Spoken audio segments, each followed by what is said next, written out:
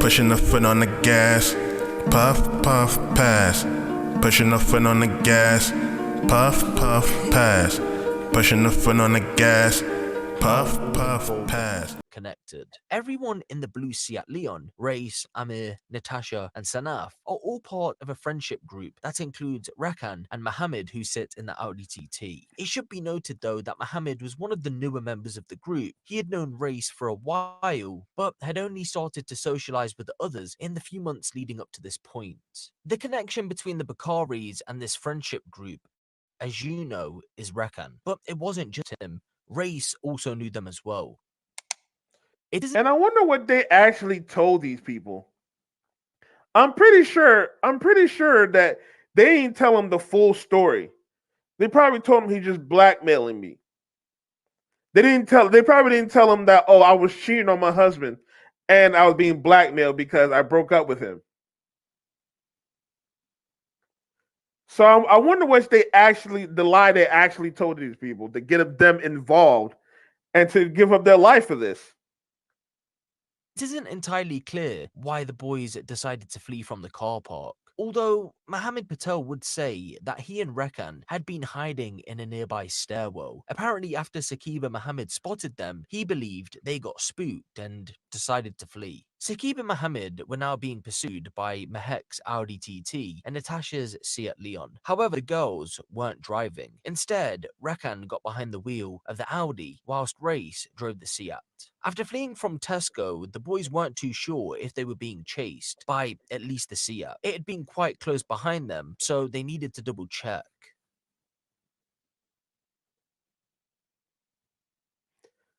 Look at that. That's crazy.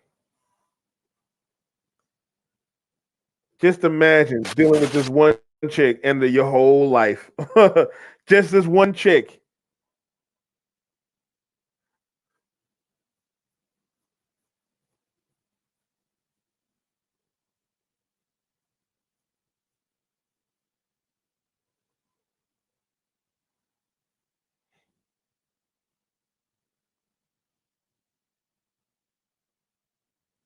Damn. And they were able to find this all on videotape.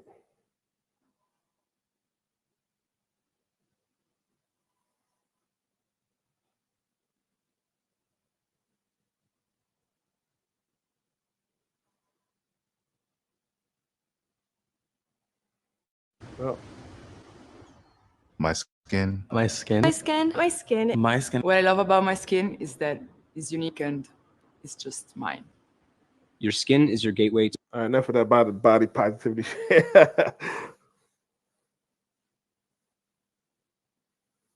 At some point during the pursuit, Mehek had called Saqib to tell him to stop and pull into a supermarket car park, but he refused. Once she realized he wasn't going to stop, the conversation got heated. Watch what I do to you. The call between Mehek and Saqib would end around here, Watermead Park. Again, we don't know in-depth details about their conversation, but it was clear Saqib thought his life was in danger. They're trying to block me in. They're trying to block me in. There's guys following me. They've got balaclavas on. They're trying to kill me. I'm going to die. I've gone past Ratcliffe College right now, and they're trying to kill me. They're trying to kill me. They're crashing into my car. They're hitting the car. They're hitting the back of the car really fast. They're trying to ram us off the road. Please, I'm begging you. Damn. Oh my God. Are extracts from a phone call made by Saqib to the Leicestershire police right after he had spoken with Mehek. He called crazy. them in fear for his life. Those three words, oh my God, were followed by screaming and then a loud crashing noise. The pursuit lasted roughly 10 miles. Some of the vehicles had reached speeds of around 100 miles per hour. According to CCTV that hasn't been released to the public, it looked as if initially both the Audi TT and Seat Leon were attempting to box Mohammed's car in order to bring it to a standstill. This tactic would fail after every attempt. With the plot to slow them down failing, both cars opted for a different method, one that would put the lives of Mohammed and Saqib at even more risk. They decided to ram the vehicle. Rekan and Race had been on the phone to one another when they decided to switch up the tactics. Both were encouraging each other to continuously ram the car. When the cars passed this petrol station on the A46, Race rammed Mohammed for a final time. Not once, not twice, but 3 times in quick succession. During the Damn. first 2 rams, Mohammed's car had been hit from the back, but he still managed to keep control of the vehicle. However, when it was rammed for the 3rd time, it had been from the side towards the rear of the car. Oh, At yeah, 90 yeah. miles per hour, the blue Seat Leon would push Mohammed's Skoda down the A46 before it clipped the curb, which sent the car flying into the central reservation. The car would be split into 2. The engine would fly across the A46. Oh, shit. Sadly, ladies and gentlemen, Sakiba Mohammed would be dead upon impact. That's crazy. The Die A46 like was that? quiet on the morning of February. Dog. And RIP to Muhammad for the most of all. Like, not to say I don't feel sorry for Sakib, but he kind of put himself in this mess. He dealt with a married woman who was a TikTok star. He put himself in this mess, but he brought the Muhammad in there, who was an innocent bystander just helping a friend out. Now his life is gone because he got into a whole crazy situation. All because of lust. All because of lust. 11th, 2022. There were no witnesses to the crash. All people were left with when they did eventually come across the car wreck was a huge fire. To many, it had looked like a tragic road traffic accident. But as you know, something much darker had occurred. Police were called to the scene by a recovery truck driver who had been heading back home to Nottingham after delivering a car in Leicestershire. The authorities would arrive at the scene a short while after the call was made, and within minutes, an investigation was underway. Given the fact that there were no witnesses, the police had to quickly spring into action and check surveillance camera footage to see if it could help paint a picture. Over the next hour, police knew this was no road traffic accident, thanks to the surveillance footage. And within 3 hours of the crash, they had made their first arrest. At 4:45 a.m., Natasha Akhtar was picked up by police heading into Birmingham. Although Race had been driving her blue Seat Leon at the time of the crash, she got into the driver's seat by herself to head back home. She was arrested on suspicion of murder. Oh, damn. Hey, so she told. She did not keep quiet for nothing. Because she was the first one picked up. And she don't and she didn't even drive the car. Just under 3 hours after that, at 7:40 a.m., police would rush to the Bakari residence in Stoke-on-Trent after tracking the Audi TT. Yeah, no, you went. No, yeah, we were. Where were you? Where was that? So we stayed here, and then we went straight to Nottingham. Right. Okay. In the Audi. Yes, Audi. Yeah. Right. Both Ansreen and Meher Crazy. were arrested on suspicion of murder. A few days after the incident, the police attended Amir Jamal's address as they were searching for information about Race and Rekhan's whereabouts. When police turned up at his address on Catherine Street in Leicester, Amir wasn't present. He had been in Leeds spending time with his daughter. Amir's father called him to let him know that the police had been round and that he needed to get back to Leicester. When he got back to Leicester, he would go to a local police station to speak voluntarily with them. They'd asked him questions about Rekhan and Race's whereabouts, and when he had last been with them, he would lie to police.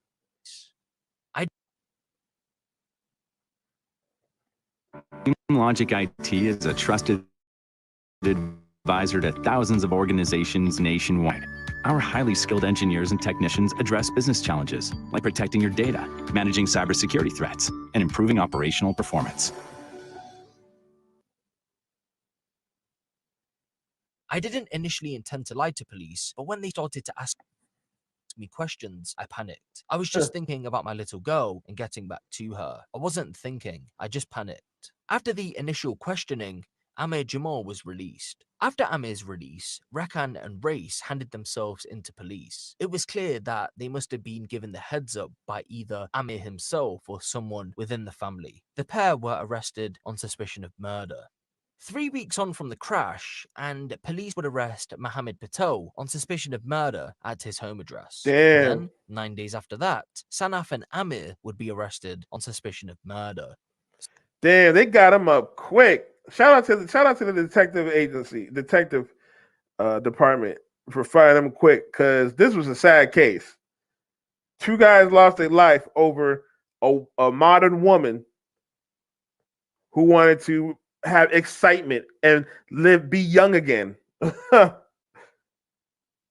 And not even 2 men's lives, 9 people's lives were ended that day. 10 if you had the husband, and then she ended her own life ended as well. So it was 11 people. Women's lives ends lives.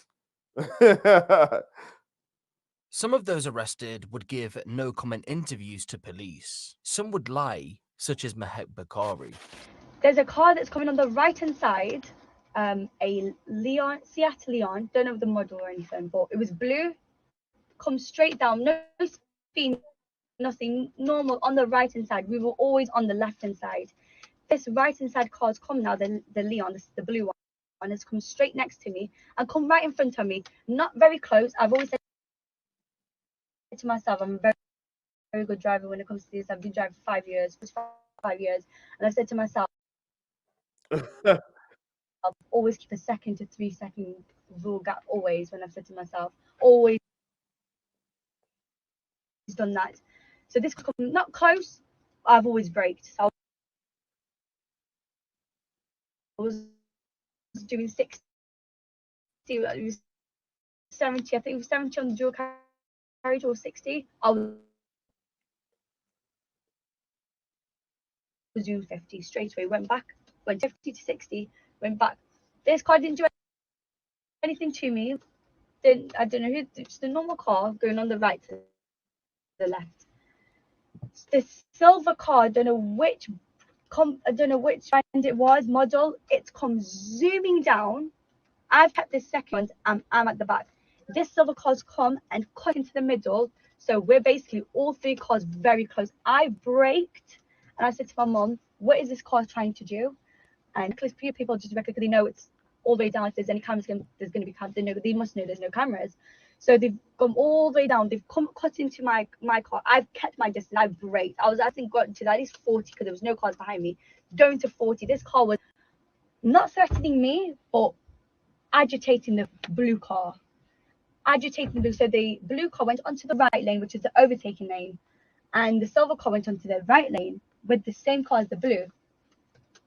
So then the blue car went onto the left, and the silver car kept to the left, and it was just harassing. Like, This is so crazy. Just watching how this young woman who was part of a deletion was raised by her hell of a mother. Her hell of a mother taught her how to do this. She lying straight to the police's face. Her hell of a mother taught her how to do this. She got roped into this by her hell of a mother, who did not want to keep his vows. She wanted to feel young again. So she went out in excitement, instead of just being a mother and letting this child, her daughter, do whatever she wanted to do. She had to be involved, looking for excitement. I was bored. Now she getting all the excitement. Now look at all the excitement she's getting right now. Like the blue car was trying to let you go, like go. You can go now because I'm letting you go. But this silver car was not letting the blue car go. So I was thinking, okay, well, they're not agitating me. They're not trying to put me off my driving. I'm going on my left lane. I'm further away from these cars. So, like I said, they were doing their own thing. I've gone past on the right lane now. The blue car's in front always. The silver car was behind. I've gone past and I've gone further away from this car on the left side. And then the blue car has caught up with me on the right side. I don't know who they are. I didn't even see the silver car as well. And the silver car, all I hear is like a bang, but not a big bang. It was like you hit behind me, basically. The silver car hit the blue car at the back, like a touch, but you can tell the blue car has gone a bit faster. So I looked at my mum and goes, "Mum, what is going on? What is wrong with? Are they? I don't know if they're drunk. What are they trying to do to this blue car in general?" So mum goes, "Mate, like I said, leave it. You're not involved. You don't know what's going on. You just go straight on and leave it." This blue car's gone straight now, Yo, and this silver car's gone behind. And as soon as I said, "Mum, as soon as we see a slip road, we're gonna go to a slip road."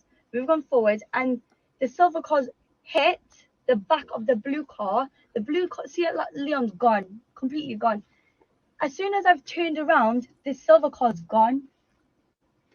Out from the, I didn't see, all I've seen is they've hit, and all I see is right, like a swerve. The silver car swerved to not my side, to the other side of the dual carriageway where the metal bits are basically.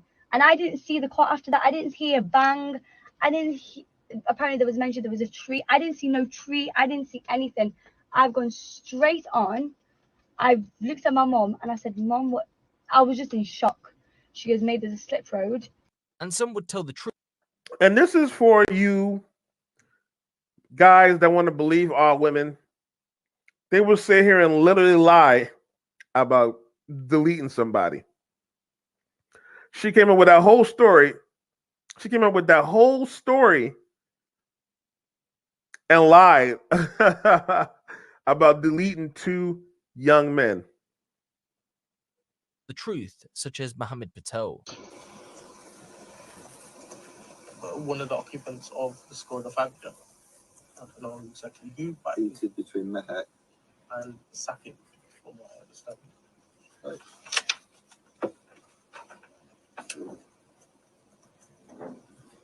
Yep. From there, I didn't really follow what the situation was. I was under the influence of cannabis at the time.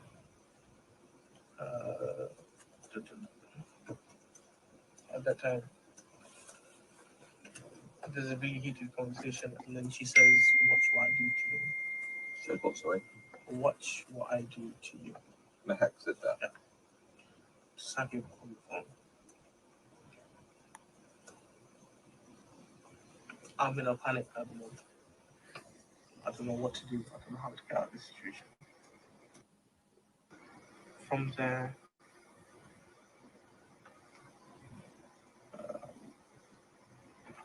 the race is trying to overtake him.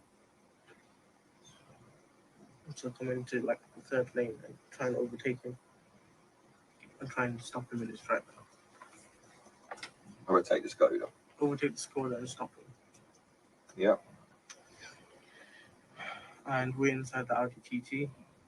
We're still following. Whole time we're still following. Then Rekan takes the lead and manages to overtake Skoda Fab. Okay. And trying to do like a tactical maneuver and trying to stop them. He's not able to fully control the car and swung into the back of the Seat Leon. And then from there, because the heck had said, "Don't damage this car," he had held back. Yeah, so he's held back now, and we're at the back of this pursuit now. So you say he hit? He can't control the car, did he? No crash though at that point? No. No, but he was swerving in and out. Swerving. Yeah. And she tells him. Yeah, and then hits the back of, I think, the front of the Leon. Oh, so it hits. And hits the front of the Leon. Okay. From there, we've tried to gone onto the left-hand side lane. Yeah. And now the Skoda Fabia is trying to hit us, which has hit the driver's side, the rear, and we've almost lost control. Rakan has managed to control the car and bring it, to stable speed, and we're okay. And now, And it's crazy the difference you noticed that the TikTok star, the chick, the modern women who, oh, you need to believe our women. Oh, women who literally use manipulation and lies as a survival tactic. She out here lying, trying to protect her and her mother, while this man, he telling the truth. He was barely part of the situation. He just came in near the end and did the deed. But he out here telling the truth, while the women who started this whole bit is because one woman wanted to feel young again and have excitement. I was bored in my normal life. All of a sudden, they want to lie and protect themselves. From what I believe, Seat Leon. Yep. The Seat Leon is now chasing the guy full on and gone past the shell on the A46. So we've gone past the speed camera, and he's not trying to ram him. This has all happened after the shell and the camera. There's a camera on the A46. Yeah. Yeah. And the shell. Yeah. No. Once we've gone past the shell, this is all started to happen.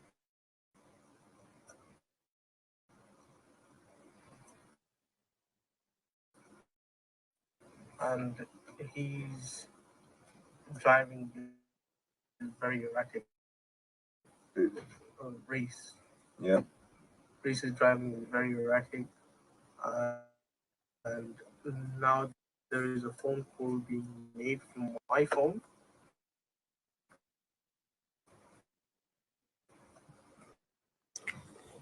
Number ending 68. Made to Mr. Jamal's phone. Yep.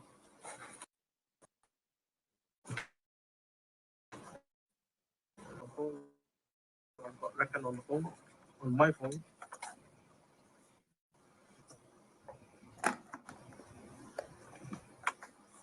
My phone is making a phone call to Reese. Reese is saying, I'm going to try and stop the guy. I might have to ram him. So when you made this call, you spoke to, even though it's driving, you spoke to Reese. It's Reese you spoke to. I didn't speak to him directly. Reckon spoke to him on his phone. Right, so Reckon's got your phone. Yeah. Well, he's got my phone. I'm holding the phone towards him. Right, yeah, sorry, yeah. Okay, yeah. He's saying, I might have to ram him. I might have to ram him. And then he said, yeah, go on, ram him. Sorry. Reckon has told him ram him. Reckon, so Jamal says he might have to ram him and Reckon's told him to. Yeah. Yeah.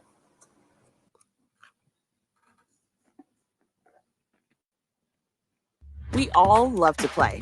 Whoa. Whether you play for an hour or for 24. Let's do it. In the end, it doesn't matter why you play. No matter the reason, we see you. So keep on doing what you. All 8 would go on to be charged with the murders of Saqib and Mohammed. Even though the likes of Mohammed Patel came forward to police to tell them exactly what had happened, in their eyes he was still present, meaning he played a role in the murders. Over the course of the police investigation, it revealed that after the car had collided with the tree, neither the Audi nor the Seat stopped and called for police. They instead turned their mobile devices off, drove further up the road to Nottingham Raceway karting, got out of the car to check what damage had been caused, and then came back down the A46 towards Leicester. They drove by the car wreck without a care in the world. Once arriving at Leicester, both cars would travel to Sutton Place. Cold-blooded area of Leicester. They would all leave the vehicles, walk out of Sutton Place onto Sutton Avenue, then onto Gypsy Lane, before making a right and turning onto Catherine Street.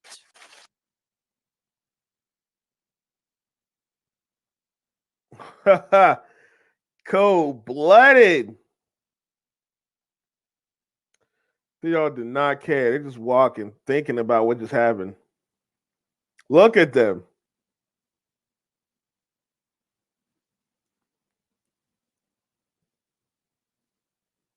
Mohammed Patel had broke off from the group at this point in the CCTV footage. He had headed back home to the Northfields area of Leicester. After this CCTV clip, Amir and Rekan walked back down Gypsy Lane to Sutton Place, and it was here Amir Jamal split off from him, heading towards his home on Catherine Street. He had taken a shortcut through an alleyway. According to testimony from some of those involved, they had parked the cars up in order to lay low from potential police in the area. In October of 2022, all 8 went on trial for the murders of Saqib Hussain and Mohammed Hashim. However, the trial collapsed midway through due to a jury irregularity. We'll never know what that was due to reporting restrictions handed down by the judge, but we do know it had nothing to do at all with the case or the people involved. With the trial collapsing, it meant then that all 8 were allowed to be released on bail. They were to be retried starting in May of 2023. All 8 would take the stand during the trial. Some would give testimony that they were in their own world after smoking cannabis and didn't even pay attention to what was unfolding. Some said they believed that they were going for a late night drive when out of nowhere they found themselves in the middle of a chase. But trying to use drugs, because now the generation is more drugged up than ever. Now they're trying to use drugs as an excuse. Oh, now they're trying to use internet as an excuse, but it doesn't matter anymore. Y'all knew what was going down. Y'all was there. Y'all was present. Y'all didn't try to stop them at all. But it didn't matter what reason they gave because the jury found all but one of them guilty for either the murder or manslaughter of the boys. It's to no surprise that Mohammed Patel was the only one found not guilty. After all, he came clean to police about what specifically had happened and had told them about everyone's role in the incident. It wasn't good for him. Righteousness saved him because he is the one that told everything. He already knew this was going to be bad. I don't know if he tried to stop them during this whole altercation, but he knew that he had to let him know what happened. Good for him. Wasn't just that though. You see, although Mohammed had been present, he had been at home prior to the meetup. Everyone else within the friendship group had been together earlier on that night, smoking at a shisha lounge. It's clear then that Rekhan and Race had got the heads up about what was about to go down, and in the jury's eyes, everyone apart from Mohammed must have had some sort of knowledge that something serious was about to take place. Yeah.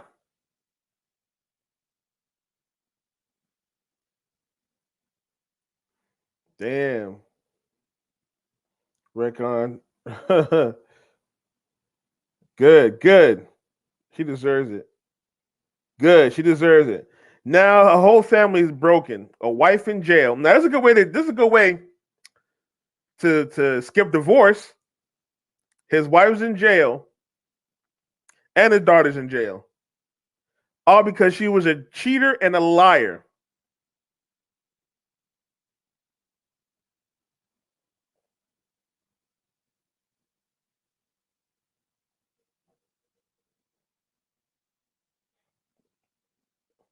Got her as well. How to sell your car on cars.com. Outgrow current car. Are you freaking out? Get a cash offer. Trade in for your next possibility.